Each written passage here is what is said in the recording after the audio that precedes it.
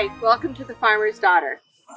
I'm your host, Evelyn Golden, and I will be taking you on a journey as we learn and explore old and new gardening methods and explore a few other things. I am not a horticulturist, nor am I a master gardener, but I have learned a thing or two over the years because I am a farmer's daughter. I am the second child of 5 children, born and grew up on a modest farm in south central Kansas, just south of a little town called Ellsworth. Ellsworth was once known as a cow town along the Chisholm Trail. It was actually known as the wickedest of all cow towns. You may know of Abilene, it was the most famous. Dodge City was also famous. But if you look up the history books, you'll find out that Ellsworth was in fact the wickedest. My great-great-grandparents had traveled from the east on a train heading west. Go west, young man, was what they said in those days. So as they were heading west, my grandmother, my actually great-great-grandmother, got tired of her 11 children on the train and told my great-great-grandfather, "That's it. I've had it. The next train stop, we get off, and that's where we live." And that happened to be Ellsworth, Kansas. So my parents, a few generations later, George and Georgia, which literally their names mean farmer, it was destined, were the third generation to farm and live on my father's ancestral farm. On this farm, we raised a variety of animals: pigs, cattle, horses, chickens, and even on occasion goats, to my mother's demise. We also grew things such as wheat, milo, alfalfa, and we had numerous vegetable gardens and fruit trees all around the original 40 acres that my great-grandparents settled. As a young girl, I often identified with the famous author Laura Ingalls Wilder. She grew up on the prairie and along the banks of Plum Creek. I too grew up on the prairie, but I grew up along the banks of Ash Creek. I could not imagine growing up any other way. Growing up on a farm in central Kansas shaped the person I am today. When I was 19 years old, I wanted to see the world. In a way, I always knew I was going to run away from home. I had saw a newspaper advertisement in the local newspaper for a nanny agency saying, looking for nannies in the greater Boston area. So I filled out an application and off I went. It seemed like the perfect opportunity for me to leave the farm and the little dirt road off of Kansas Highway 14. Now, a few years later, I've seen and done my few adventures, but now I've settled down and I've landed back not far from where I began. Now I still live on a dirt road. Now I'm just off of Massachusetts Route 14, and I'm once again raising chickens and digging in the dirt. You can take the girl off the farm, but you certainly cannot take the farm out of the girl.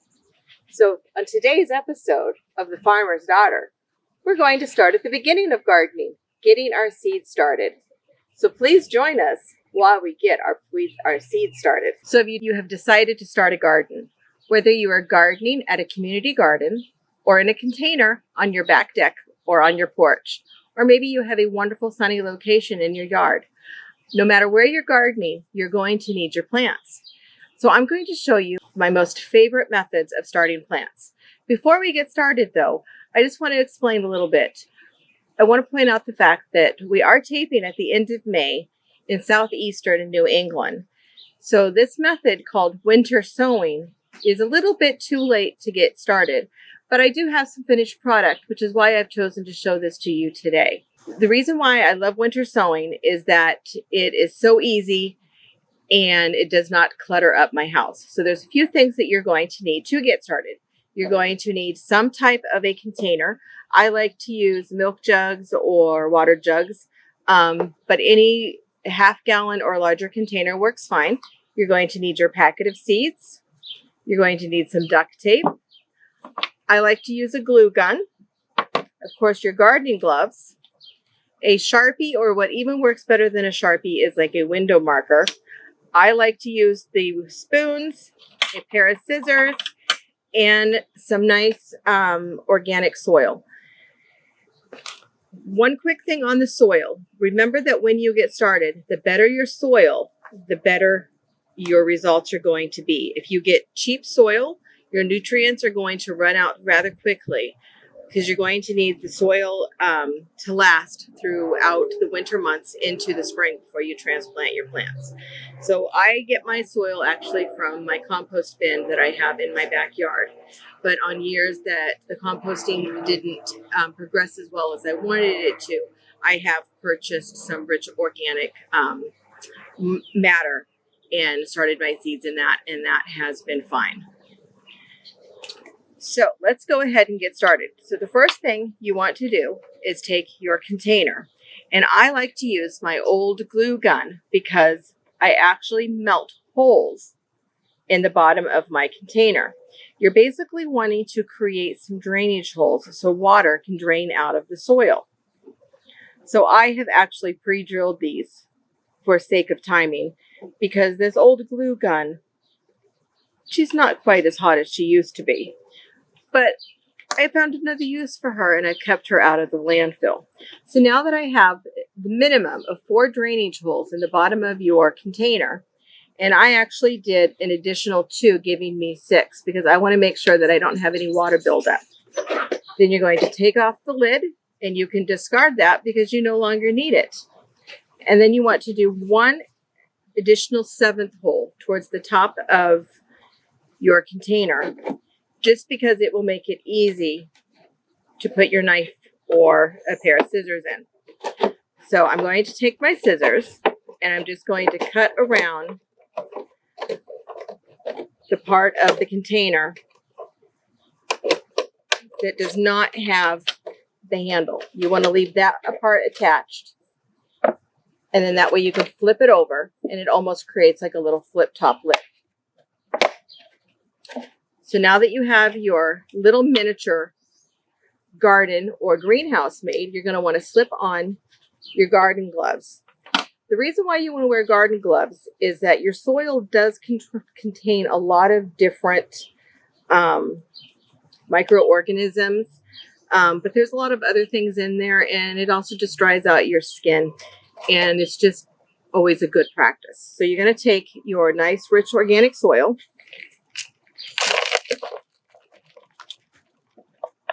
I like to put at least 2 to 3 inches of soil into the container because I don't want my plants to get root bound, and I also want them to have plenty of nutrients to go. I also like to get started by having the soil dampened before I plant, and I'll explain why I do that in a moment.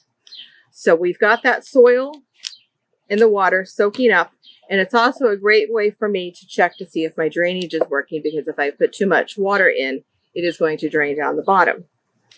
So while that has drained, and my soil I know is excellent because it did not puddle,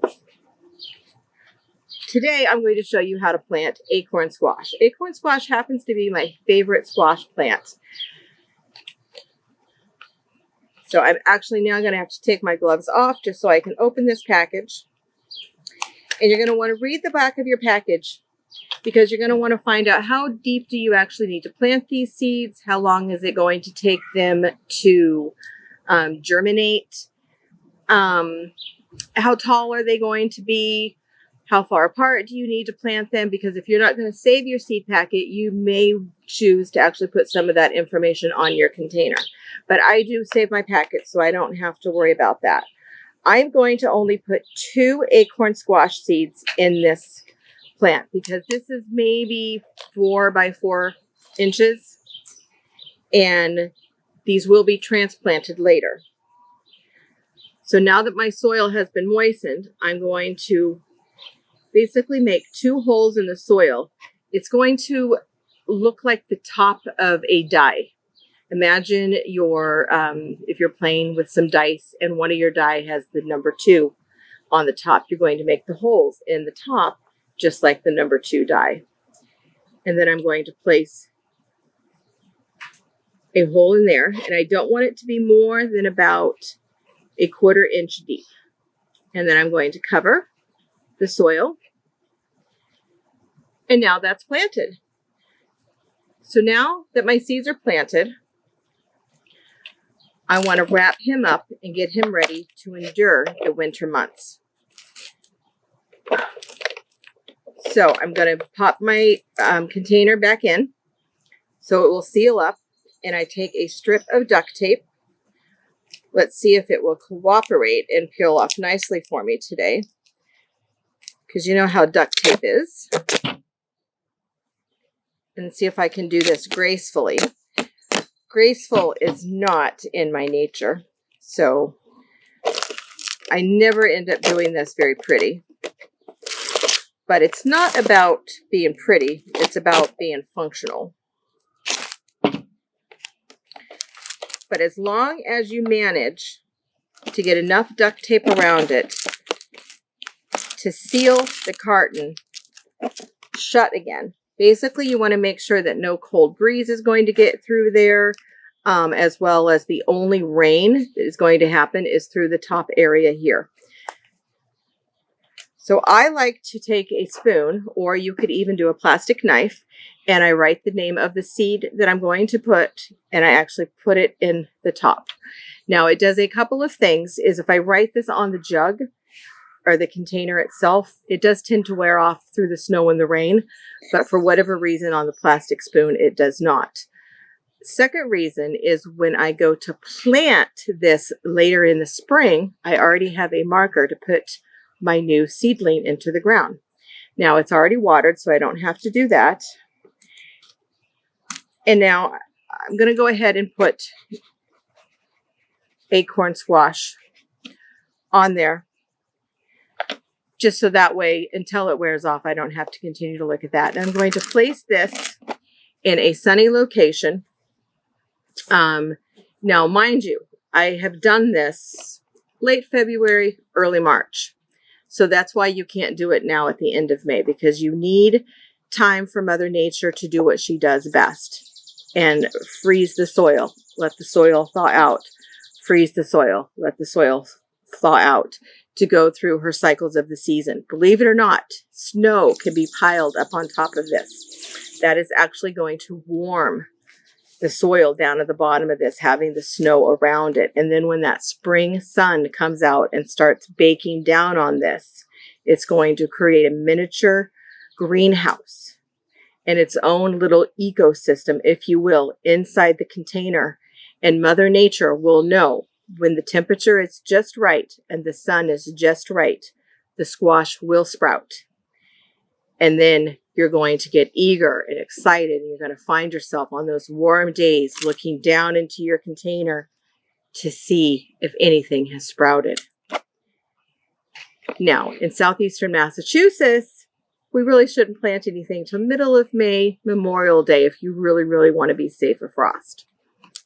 Memorial Day happens to be next weekend for me. So now I can take all of the winter sowing plants that I did this past winter, and I can open them up and get ready to put them in the garden. So now imagining that we're fast forwarding from the end of February into March, and we're caught back up to May. This is a zucchini plant. So I'm going to open it up, and I have four beautiful zucchini plants that are already ready to go into the garden. You may notice that there's a little bit of yellowing on the leaves, and that actually just happens to be from a nutrient deficiency. So as soon as I get these guys planted and they are back in some soil that has all that nutrients that they want to go, that greening will go away. So I'm not going to plant these today because I want to leave this container open for a couple of days to let the wind hit them, let the heat of the sun hit them. That's called hardening a seed off, hardening a plant off. If I were to put these into the garden right away, they most likely would still survive, but I would weaken the plant. So by hardening your vegetables off, and getting them used to the wind and the new temperature and coming out of their protected environment, they're going to be a lot healthier. So I wanted to show you a couple of other ones that I did. You don't have to just do vegetables. These were nasturtium seeds that I planted. Nasturtium is a flowering edible herb. It also happens to be a wonderful companion to squash plants. At future episodes, I'll go more into companion planting and different things that you want to plant together and why. And my last beautiful goodie that I want to show you that I planted via winter sowing was a tomato plant. This one happens to be a little yellow pear-shaped cherry tomato. And I've got the one really big healthy guy, and there's a couple of little guys. And then I don't know if you can see into here, but I guess I got a little heavy with my tomato seeds at the side here, and I have a little cluster. So being the gardener that I am and treating my plants like babies, I will try to transplant and salvage all of those little plants. But look at all these beautiful plants I have now to put in my garden. And all I did was planted them in these empty milk containers and left them sit out on my deck all winter long. They didn't clutter up my house. I didn't have to have a grow light. I didn't have any fancy equipment, but I have beautiful, healthy plants to put into my garden. So there are other things that Mother Nature can do for you to help your gardening. So in a moment, we're going to go visit the vegetable garden and we'll take a look and see what else Mother Nature has in store. So once in a while, Mother Nature does the hard work for you. Sometimes you've planted something the year ahead and it's gone and reseeded itself and it came back up next spring. This is what my cilantro did from last year.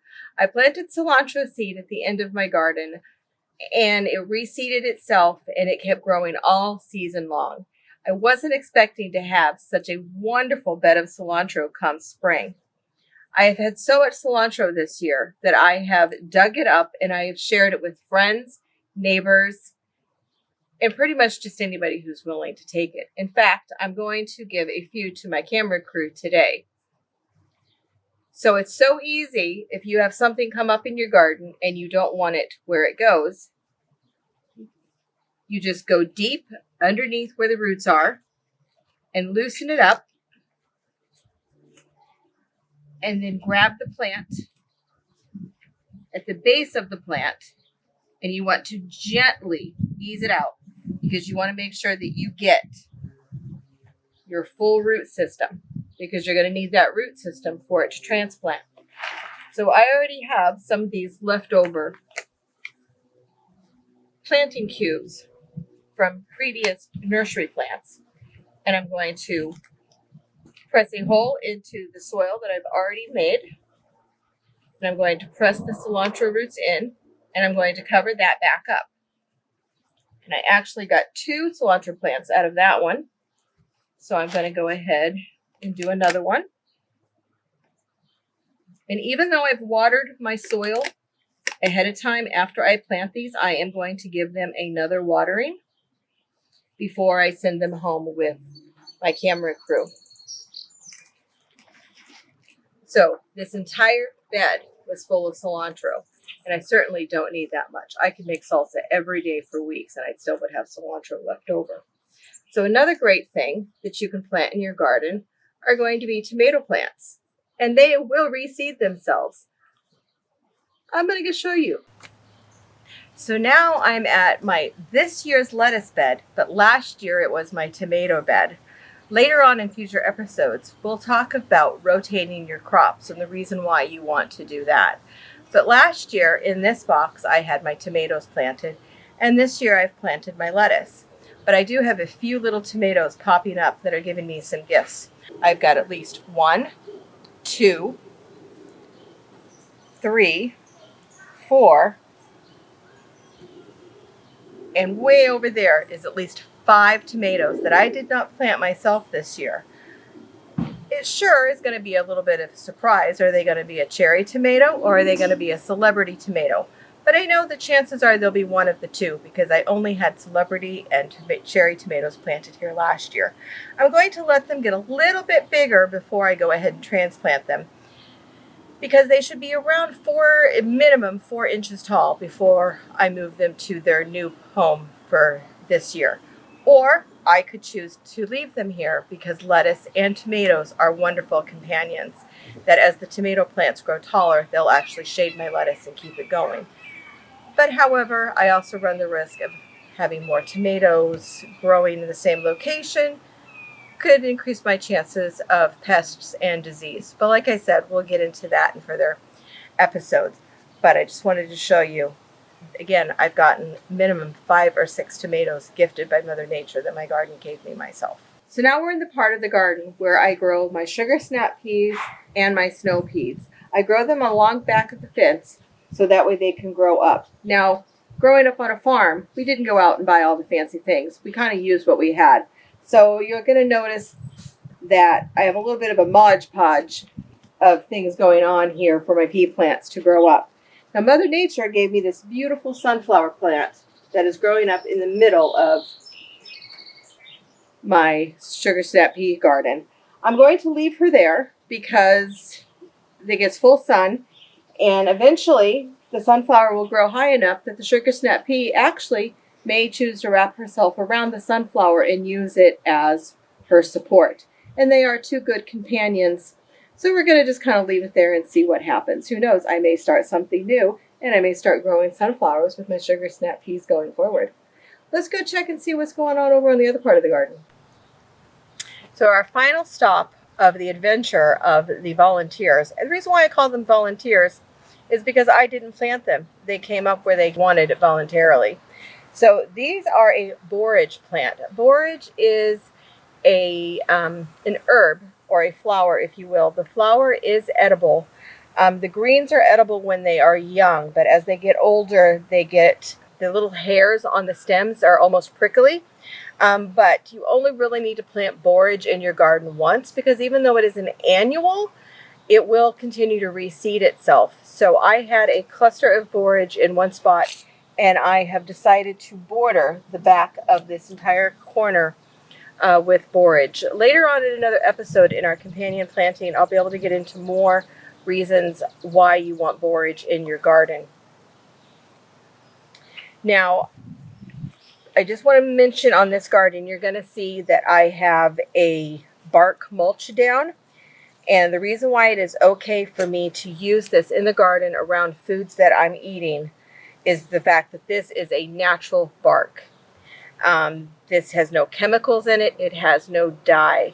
Anything that's a natural cedar bark or a hemlock, you can actually use around your edible gardens, and it's not going to cause any leaching or any other harmful things into your food. So now that we've talked about winter sowing and why I am the farmer's daughter, and a little bit about starting your plants, I hope that you will join us on future episodes of The Farmer's Daughter, and we will learn, live, and explore. Have a great day. Go get growing.